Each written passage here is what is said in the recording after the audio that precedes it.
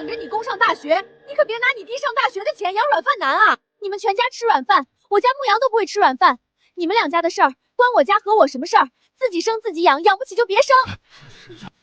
黑妞，你说的这是什么话？你弟可是许家的种，许家以后还得靠你弟光耀门楣的。超儿才是许家的根，你儿子算老几？黑妞，你听大伯一句劝，可不能将钱给别人，得留给你亲侄子啊！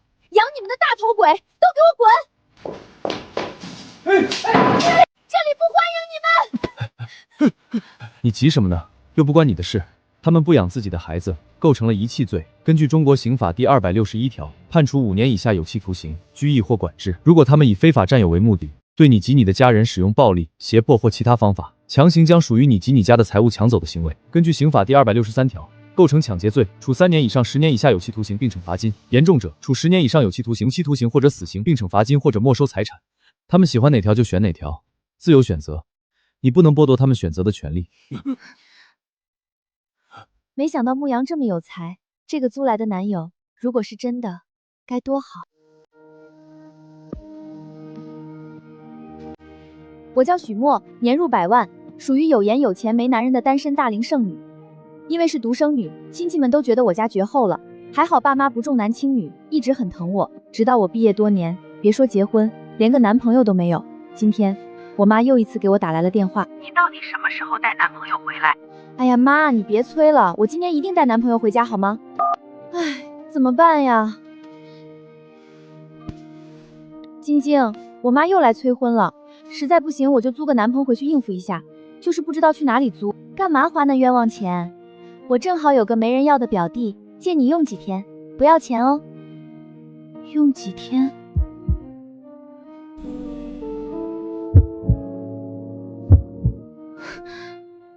想什么呢我？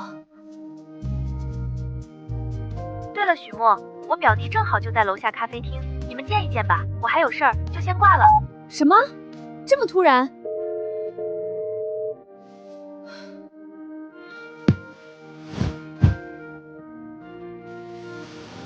算了，死马当活马医吧。出发。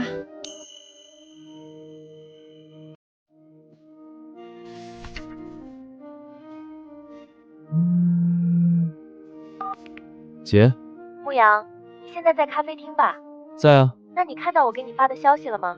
我上次跟你提过的那个事儿，我那个大学同学许墨，你还记得吧？他被家里催婚催得不行了，我跟他说你就是个没人要的表弟，借他回去应付几天。我没人要。怎么？你有问题？没有，挺好。他马上就到了，别一开口把家底全抖了，配合他就行。明白了。牧羊，你可别把人家吓跑了。放心。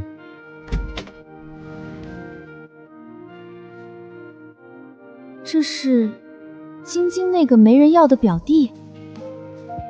你好，是许墨吧？请坐。谢谢。喝点什么？拿铁就好。你好，2杯拿铁。你的情况表姐跟我说过了，我可以帮你，只有一个要求。回头我父母回国，你陪我出席，跟他们吃顿饭就行。别说1顿饭，10顿都没问题。不是吧，许墨，看见帅哥你也太积极了。那就这么定了，明天我就以男朋友身份陪你回老家，过完年再回来。行。牧羊，我能问你一个问题吗？你说。你条件这么好，为什么还单身？不过是在等那个对的人，宁缺毋滥而已。原来如此，那就这样，明天我下班去接你。好，我把地址发你。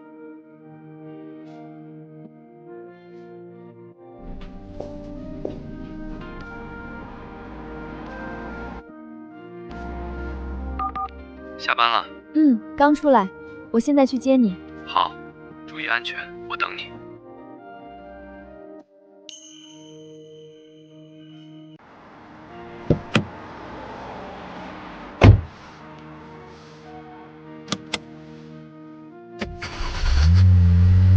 前往目的地，预计行驶时间25分钟。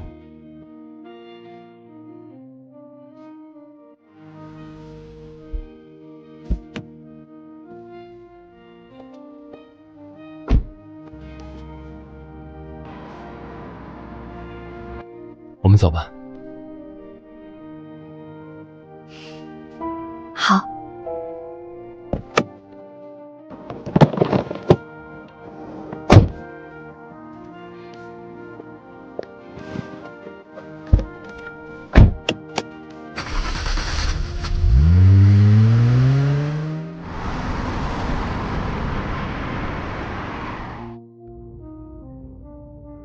前面有个服务区。我们今天先在服务区休息一晚，明天再回家。好。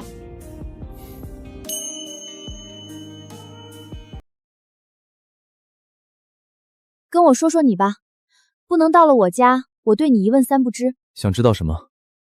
基本信息，家里几口人，做什么的，你以前在哪儿上学，总之能查到的都得对上。我爸查户口很厉害。高中时跟家里移民，大学在国外读的，研究生毕业回国，现在在一家车企当技术顾问。性格呢？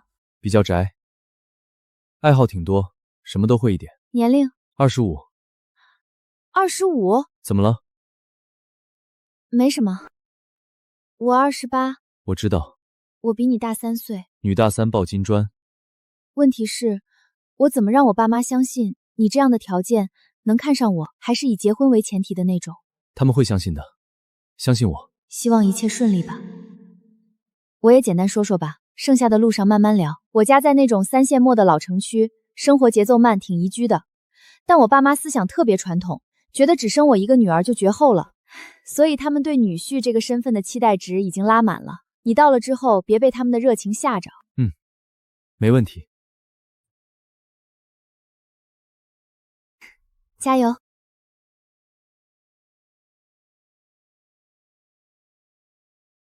换我来开，你休息一下。好，走吧。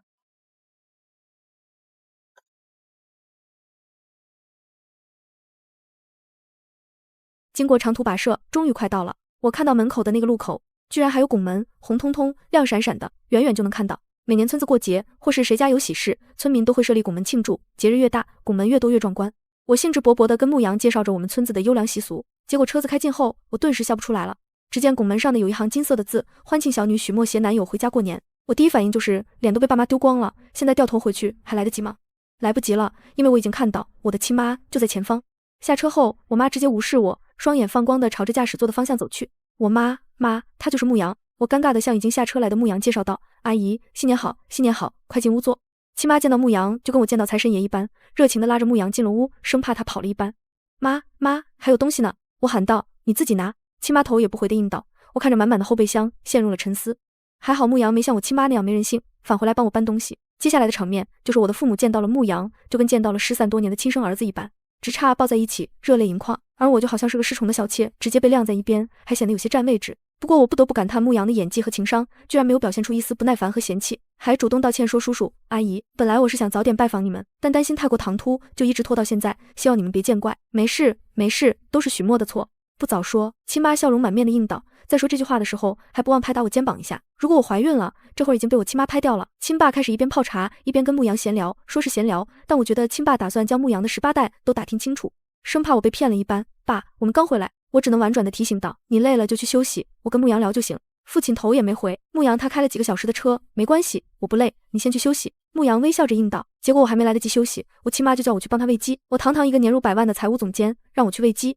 最后我还是认命的去了。回到农村就得干活，管你之前是什么身份，多少收入。当然喂鸡是假，我妈打听牧羊的资料是真。你们来往多久了？1年了。我脸不红气不喘的应道。牧羊家去过没？还没，当然得先让你和爸审核通过了，再去他家，不然万一你们反对，不就白忙活了。我只能瞎扯道。没想到母亲不但没有表现出开心，还忧心忡忡地嘀咕了一句，就怕看不上。母亲还将牧羊之前谈过几次恋爱，怎么会看上我？事无巨细全问了，大部分我都回答不出来，只能瞎编，先糊弄过去，简直比跟甲方斗智斗勇还累。喂完鸡，亲妈还身手敏捷地抓了一只鸡，说要给牧羊补补，而已经很久没回家的我都没这待遇。回到家后，看到父亲跟牧羊都不在家，我连忙给牧羊打电话，生怕他出任何事。他要是出了什么事，我怎么跟晶晶交代？牧羊在电话另一头笑着说，伯父带他出去散步，待会就回去。我顺口叮嘱他注意安全，就没放在心上，因为我亲妈已经杀了鸡，叫我帮他拔鸡毛。牧羊跟父亲回来，已经是黄昏时分，我家的晚饭都做好了，只等他们。我找了个机会问牧羊，我爸下午带他去哪了，有没有为难他？牧羊不但说没有，还说跟我爸很谈得来。我严重怀疑牧羊跟我说的根本不是同一个人，因为在我的印象中，我爸就是个不拘言笑的人，对我还特严厉。一直到现在，我还是跟我妈比较亲，有什么事也是跟我妈说。吃晚饭的时候，我爸就跟牧羊说喝2杯，我没等牧羊回应，就说道：“爸，牧羊他不太会喝酒，就怕喝多了容易露馅。回头我爸妈要是知道我为了应付他们租了个男友回家，还不宰了我。”结果牧羊居然直接拆我的台，难得有这样的机会。我陪伯父喝2杯没事，还是牧羊大气。我爸夸道：“就这样。”牧羊陪着我爸一边喝酒一边闲聊着，而我则是食不知味，提心吊胆，生怕牧羊喝多露出什么马脚。本来以为牧羊只要应付我爸一个人，事实证明我天真了。没过多久，我大伯、伯母、三叔、三婶都来了。原来下午我亲爸带着牧羊到处去串门，串门是假，炫耀倒是真的。这不晚上亲戚们都上门来关心我的终身大事，更准确的说是来一探虚实。毕竟大伯、三叔两家因为有儿子，一直被爷爷奶奶偏爱，而爸妈因为只生我一个，还是个女孩，从小我们一家就没少被欺负歧视。牧羊，你跟我们家黑妞交往多久了？伯母一脸八卦地问道。伯母直接叫我从小就排斥的外号，丝毫不顾及我的面子。牧羊则是不解地看向我，黑妞，他们给我取的外号。我郁闷地解释着，这外号取得一点都不贴切，你长得这么好看，应该叫大美女。牧羊当着亲戚的面一本正经地说道，然后转头回应道，我追了许墨1年多，直到去年年底他才答应跟我交往。我看向牧羊，一脸的崇拜，原来牧羊才真是说谎都不用打草稿，信手拈来的那种。你对我们家黑妞是认真的吗？有打算结婚吗？三婶跟着问道。只要许墨愿意，我们可以马上领证的。牧羊握着我的手，微笑着应道。你长得这么好，不会嫌弃他年纪大吗？三叔紧接着说道。我刚要发飙，就听到牧羊应道，大吗？我觉得配我刚好。那一刻，我恋爱了，心动了。你做那个什么汽车顾问，是不是修汽车的？工资应该不高吧？结婚后是住在北京，还是回我们农村来啊？大伯一连串问道。确实不太高，税后也就20几万。牧羊谦虚地回道。那也不多啊，平均一下1个月也才不到2万。三叔语气有些怪异地评价道。我直接翻了一记白眼，你牧羊这年纪，有这工资水平也不算低了。然后就听到牧羊补充了一句，我说的是月薪。一下子大家都愣住了，包括我，因为我也没想到牧羊工资这么高，我已经算是高的，他比我还高得多。但转念一想，牧羊不过是为了给我撑面子，吹的，只是一开始就将起点定的这么高，我以后还怎么找男朋友啊？要是条件比这低，带回家来还不被大伯和三叔一家埋汰死？每个月都有这么高吗？还是个别月份而已？不过大城市工资高，工作压力也很大，听说那个什么996，一不小心还容易猝死什么的，太危险了。我们普通人家还是求个安稳过日子就好。大伯语气酸得很，我看着他们一个个恨不得我嫁不出去，或是找一个条件很差的男人的嘴脸，就很想将他们赶出去，管他们是哪门亲戚。这哪是亲戚，仇人还差不多。难怪大哥找了个没工作的嫂子，却是无业最安稳。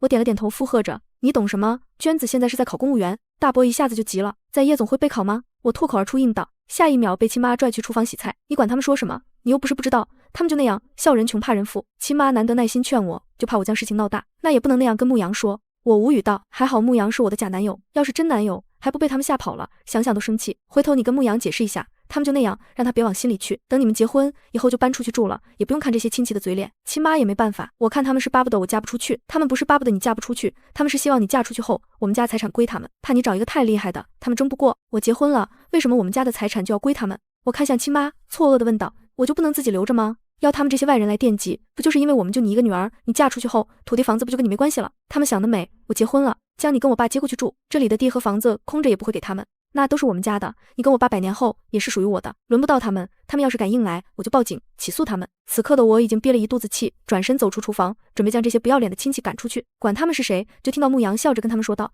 只要许墨愿意，我入赘也可以的。我一个恍惚，脚绊在门槛上，差点就摔出一个四仰八叉，还是牧羊伸手一下子拦住了我，我才没出洋相，小心。牧羊微笑着看着我提醒道。我愣愣地看着他，如果说之前是恋爱，那现在已经处于热恋中。你入赘，你父母不会反对吗？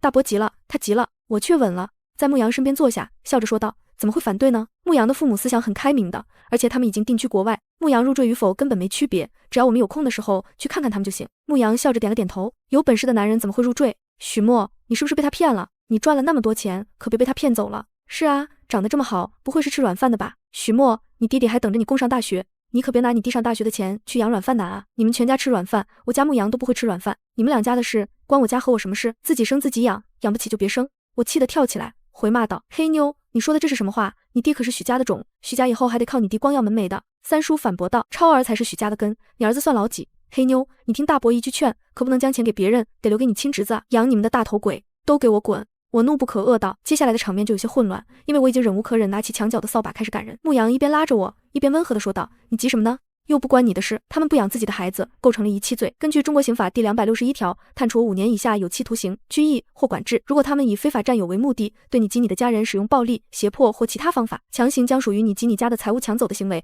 根据刑法第263条，构成抢劫罪，处3年以上10年以下有期徒刑，并处罚金。严重者，处10年以上有期徒刑、无期徒刑或者死刑，并处罚金或者没收财产。他们喜欢哪条就选哪条，自由选择。你不能剥夺他们选择的权利。大家顿时目瞪口呆地看着牧羊，一时之间反应不过来。他说这话是什么意思？我则扑哧一声笑了。没想到牧羊这么有才，但他不知道，有时候秀才遇到兵，有理说不清吗？你在说什么？还是大伯先回过神问道。我去年通过了法考，拥有法律职业资格证，也就是你们要是强迫许墨和他的家人做任何不愿意做的事，而且涉及到违法犯罪，我很乐意免费担任他们的律师。我们是一家人，互帮互助不是应该的？你在胡说八道什么？我跟许墨过年打算买婚房，我们比较急，不然你们先接济一下我们。我没钱，你年薪几百万的人，跟我借钱。北京房子很贵的，没钱，没钱。大伯伯母还有三叔三婶争先恐后的走了。我转头看向牧羊，没想到他居然不费一兵一卒，将极品亲戚都赶走了，何必跟他们一般见识？牧羊温和的声音响起，我才猛然回过神来，刚才自己做了什么失去理智的事，真是什么形象都没了，一下子就囧了，忙将扫把放回原位。牧羊，让你看笑话了，我大哥、小弟他们就是这样。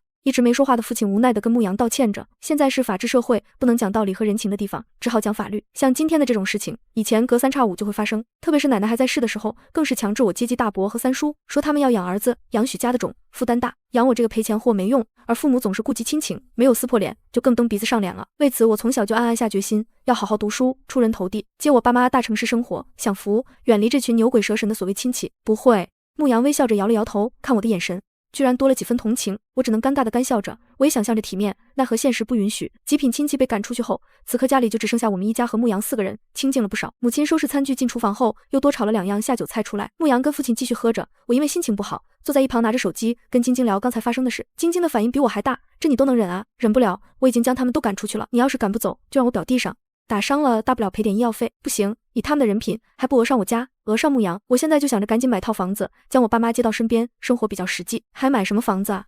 我表弟一个人住着那么大一栋别墅，还腾不出一套房伯父伯母住吗？我一下子笑了。你是不是忘了，你表弟是我假男朋友啊？那就变成真的呗，有什么问题？我都不介意你当我弟媳，你还介意我当你大姑子啊？我顿时一头黑线。这说到哪去了？牧羊跟父亲倒是很聊得来，大有相见恨晚的趋势，加上喝了酒，最后甚至称兄道弟起来。我听着父亲开始跟牧羊说起我小时候的事，顿时有一种不祥的预感，连忙阻止道：爸，你喝多了，别再喝了。我哪有喝多，再来1瓶都没问题。你别在牧羊面前乱说，你是再来1瓶也不会醉。但牧羊已经喝多了，现在也很晚了，该休息了，明天再继续。母亲过来劝道：就这样说定了，明天再继续。父亲拍了拍牧羊的肩膀，大着舌头说道，然后在母亲的搀扶下进卧室了。果然还是母亲最了解父亲。有办法，收回视线就看到牧羊对着我笑，喝多了，冲着我傻乐的那种。我顿时囧了，只能硬着头皮跟牧羊说，有点晚了，不然先休息吧。还好牧羊倒很配合的跟我走。母亲知道我这次要带男朋友回来，已经提前收拾了一间卧室出来，就在我卧室的隔壁。我带着牧羊来到他的卧室，迟疑的问他，一个人可以吗？牧羊看着我笑着，我这才反应过来，刚才自己说的话有歧义，顿时尴尬的解释道，我的意思是，你今晚喝多了，没事吧？还好，那你早点休息吧，我不打扰你了。我说完，转身走出卧室，并带上门。我回到自己的房间，第一件事就是打电话给晶晶，问他表弟喝多了有什么反应，需要注意什么。毕竟晶晶那么仗义的将他表弟交给我，我就得负责到底。至少在回去之前，我得确保他安然无恙。牧羊喝多了，晶晶极为惊讶。是啊，还不是晚上一群极品亲戚，后来又跟我爸称兄道弟的喝了不少。我现在有点担心啊。你放心吧，我表弟酒品很好，即使喝醉了也不会乱来，你不用担心他会借酒对你霸王硬上弓。不过你要是借酒发挥，就不在我说的范围了。我跟你说正经的。我忍不住翻了一记白眼，我也是说正经的。我表弟还单身哦，你表弟这条件还单身，是不是因为他喜欢的人比较特别啊？我迟疑地问道。特别？晶晶不解道，比如他喜欢的是同性。电话另一头的晶晶顿时哈哈大笑起来。你可以放120个心，我表弟是钢铁直男，跟我又没关系，我只是八卦一下。我的意思是，你要是看上我表弟，有条件你就上，没条件你就创造条件上，反正人都在你家了，你要是来一个生米煮成熟饭，我也不介意的。晶晶看热闹不嫌事大的说道。滚滚滚，越说越离谱。又跟晶晶扯了几句后，我就挂电话了。到底不放心喝多了的牧羊，想着是不是去厨房煮点醒酒汤之类的东西给他喝点。可是我除了会煮饭和方便面外，炒菜煲汤之类一窍不通，最后只好来到厨房，拿着手机搜索醒酒汤怎么做，然后依葫芦画瓢的煮了一锅。我妈听到动静过来问我是不是饿了，我说我在煮醒酒汤，待会给爸也端一碗喝。结果我亲妈瞟了一眼，嫌弃道，我还以为你居然这么有干劲，半夜煮猪食。妈，你别看卖相不好，味道还是不错的，喝一碗，明天起来头就不疼了，你给我爸端一碗过去。我自夸并推荐道。说完就盛了一碗，半强迫地递给我妈，然后又盛了一碗给牧羊送去。来到门口敲了敲门，没动静，又敲了2下，静静的等着，想着再没开门，估计是已经睡着了。那我也不吵他了。结果我正想转身离开的时候，门开了。我一抬起头，看到刚洗完澡的牧羊，头发还是湿的，衣服更穿好，带着几分随意的率性和性感。只是这是我能看的画面吗？我一下子囧了，忙避开视线。送上醒酒汤，给你煮了碗醒酒汤，你趁热喝了吧，喝完早点睡，晚安。牧羊接过汤碗，问了我一句，我待会要跟我的家人视频，你要不要认识一下他们啊？我以为自己听错了，转头看向牧羊，提前认识一下，回头见面比较不尴尬。牧羊微笑着解释道，那倒也是。我干笑着应道，但我没任何准备，到时候要是穿帮了怎么办？不会，你实话实说就行，进来吧。牧羊说完，让开身子，让我进屋。走进牧羊的卧室，我的心跳一下子快了起来。明明是我家，但这一刻却有种闯进牧羊的世界的错觉。你先坐一会儿，等我先将汤喝了。牧羊说完，将醒酒汤喝了。我只好在书桌前的椅子坐下。这间房比我现在的卧室更大，以前我就睡这间，但因为太晒，夏天特别热，后来换到隔壁房间去，这间屋就成了书房。牧羊喝完了醒酒汤后，跟家人视频，因为这个时候牧羊父母那边正好是白天。牧羊将手机摆放在书桌上，靠着书本，这样镜头能照到2个人，而且我也能看到牧羊的家人。牧羊的父母看起来年纪很大了，牧羊有提过，他是他家最小的孩子，父母上了40的年纪才生下他，所以年纪比较大。面对着牧羊的父母，我几乎有问必答，甚至有些话痨，因为牧羊的父母看起来也很好相处的样子。最后我还邀请他们有空来我的家乡玩，不忘推荐了家乡的美景一波。视频结束后，我才反应过来，我好像忘了自己应该扮演的角色，转头尴尬地看向牧羊，对不起，我刚好像忘了自己的身份，没事，真实一点好。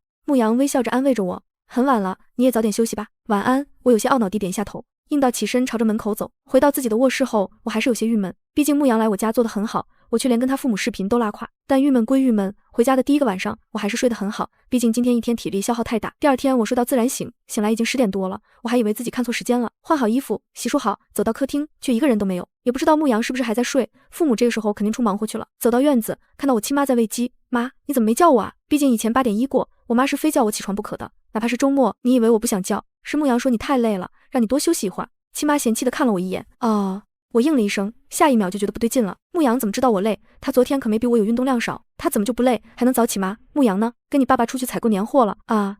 我差点以为自己听错了，本来是要叫你去的，谁知道你睡得跟一头猪似的，也不知道醒的。亲妈吐槽道，下一秒话题一转，低声提醒道，别怪妈没提醒你，你跟牧羊感情再好，到底还没结婚，还是要注意点，不然大着肚子举行婚礼不好看。我顿时一头黑线，这是哪跟哪？妈，你在说什么啊？天啊！800年不知道害羞是何物的，我居然害羞了。你昨天进牧羊的房间，别以为我不知道，反正你自己注意点。将鸭子喂了，我去摘点菜回来煮。亲妈将一盆鸭食塞给我，就去摘菜了。我看着身上那套香奈儿套装已经沾上了鸭食，有些欲哭无泪，但又不敢抗议，抗议了只好招来母亲更凶悍的批判。亲妈要是能拿出一半对我的气势对那些极品亲戚，我们家也不至于被欺负成那样。唉，我无奈地感叹道。喂完鸭子，我给牧羊打电话，电话是父亲接的，说牧羊现在没空接电话。他在干嘛？我有些纳闷了，正在帮你叔公家修拖拉机。父亲在电话另一头应道。我愣了一下，然后哈哈大笑起来，没想到牧羊还真被当成汽修工了。他会修吗？牧羊让我跟你说，他飞机也会修，他就吹牛吧。爸，你们不是去买年货吗？本来是要去的，遇到你叔公，就先来修拖拉机了，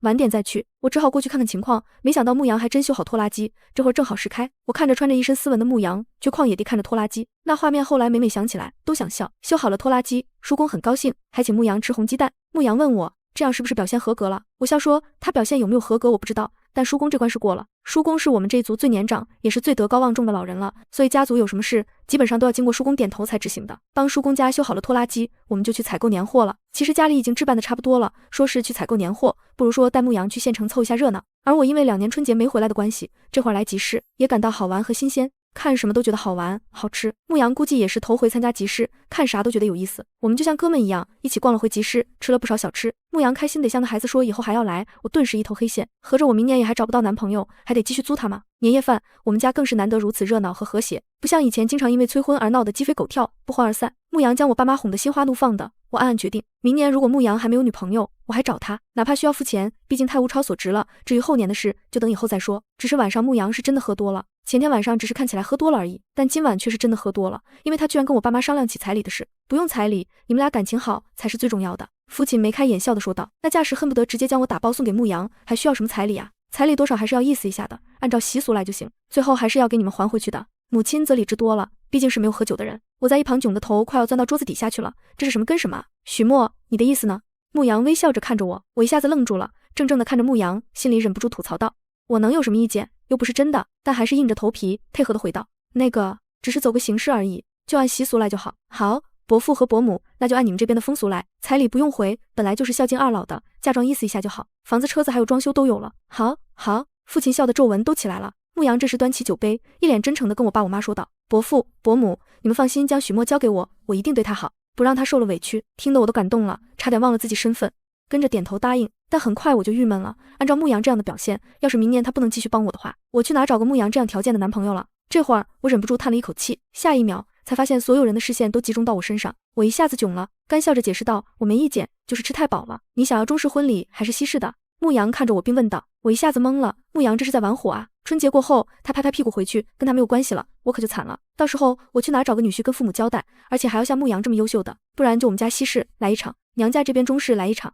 牧阳继续说道。牧阳，你多喝点汤。我连忙帮牧阳盛了一碗汤，想让他醒醒酒。我的大少爷，你再胡说八道下去，我就完蛋了。好不容易年夜饭吃完了，父母在客厅里看着春节联欢晚会守岁，我跟牧阳则在院子里玩鞭炮，更准确的说，让牧阳吹吹风，醒一下酒，不然还不知道晚上又会闹出哪出。牧阳，你表现挺好，但适可而止就好，不然回头我爸妈发现我们是假的，还不扒了我的皮。我可怜兮兮的跟牧阳求饶道，我现在已经有点后悔找牧阳来假扮我的男友了，因为愈发难以收场了。只要你愿意，我们也可以是真的。牧阳看着我，眼神真诚的回应道。我看着他，过了几秒，扑哧一声笑了。你果然喝多了。我没醉，喝醉的人都说自己没醉，我能理解。牧阳也不反驳，看着远处燃放的烟花说道，我去年在我表姐家见过你，不知道你还有印象吗？我有些懵，因为我完全没印象，我就知道你忘了一干二净，不然也不会见到我，就跟见到陌生人似的。不好意思，我这个人有点脸盲，我尴尬的解释道。但照理说，这样的帅哥，我应该过目不忘才是。那天大家都在玩，就你一个人帮我一忙前忙后的，有没有可能是因为他们玩的项目我不会啊？我小心翼翼的提醒道。因为晶晶家喜欢打麻将，但我不会，是吗？但我还是对你一见钟情了。牧阳笑着应道。我以为自己听错了，错愕的看着牧阳。我还记得你那天穿着一件柠檬黄的毛衣，搭配一条白色裙子，很漂亮。有没有可能你认错人了，将别的女孩记成我了？不会，我记性不错，而且我不眼盲。牧阳笑着摇头。我渐渐涨红了脸，因为牧阳看起来不像开玩笑的。许墨，我喜欢你很久了，只是你不知道。牧阳补充道。下一秒，脸皮比城墙还厚的我居然害羞了，然后做了一件后来想起来每每想要社死的事。我一边不敢置信的呱呱叫着，一边像鸭子一样扑腾回自己的卧室，关上门，无法面对。当然还听到父母错愕的说了一句，小莫这是吃错药了吗？我有没有吃错药我不知道，但我心跳已经快要蹦出胸口。后来我还是觉得牧阳跟我在开玩笑，不然就是他有什么阴谋和企图，就打电话给晶晶。晶晶，你老实跟我说，你表弟是不是有什么问题啊？我义正辞严的问道。什么问题？晶晶被我问懵了。我表弟很健康啊，他晚上居然跟我说他对我一见钟情，喜欢我很久了。然后我就听到晶晶在电话另一头像疯了似的狂笑起来。你能不能别笑了，我是在跟你说正事。许墨，其实我早就跟你提过，我有个很优秀的表弟想介绍给你认识，是你不感兴趣，说你只想要工作，不想要男朋友的，还说什么天下的乌鸦一般黑，你根本就不想结婚，只想赚钱。晶晶解释道。你别跟我说你要介绍的表弟就是牧阳。我皱起眉头。是啊，我就这个表弟未婚，而且还很优秀，要是歪瓜裂枣，我也不会想介绍给你了。这几天相处下来，你觉得我表弟怎么样？是不是很靠谱？有没有让你这个老女人开始春心荡漾了？你才老女人，是你经常说自己已经是老女人了，又不是我。不过我表弟不会介意，你比他大3岁的，你就收了吧。不知道你在说什么，不跟你说了。我说完，不等晶晶回应，直接挂了电话。本来还想找晶晶问问是怎么回事，这下好了，问完我心更乱了。我抱着抱枕，很想当一只鸵鸟。我不是不能接受牧阳，我是怕接受了，最后却没有结果，只怕我走不出来。敲门声响起。谁啊？我有些烦躁地问道。问完就觉得自己白痴，在家除了我父母外还会有谁？伯母说快12点了，大家都要放烟花了，问你要不要出来看。牧阳在门外柔和地问道。我们这里还没有禁鞭炮，所以每年大年夜12点1到，家家户户都会放烟花，看起来很绚烂壮阔，而且热闹。我围一下围巾就出来，我只好找个借口应道。磨蹭了一会儿后，我随手拿了一条红围巾围上，走出卧室，没想到牧阳还在门口等着。我脸一下子烫了起来，根本没勇气地看牧阳。以前也没觉得自己是这么害羞胆小的人，没想到现在在牧阳面前却跟个情窦初开的小姑娘似的，站在院子门口，看着天空中一朵接一朵烟花炸开，照亮了整个夜空，也闪瞎我的眼。要不要许个新年愿望？牧阳转头看着我并问道。烟花又不是流星，也能许愿吗？我有些无语道。心诚则灵，不管是烟花还是流星都一样。牧阳则是笑着说道。看着牧阳温暖的笑容，我突然有些相信了，双手交叉，闭上眼，默默在心里许着愿，如果方便的话，今年赐我一个神仙男朋友吧，像牧阳的这款就行。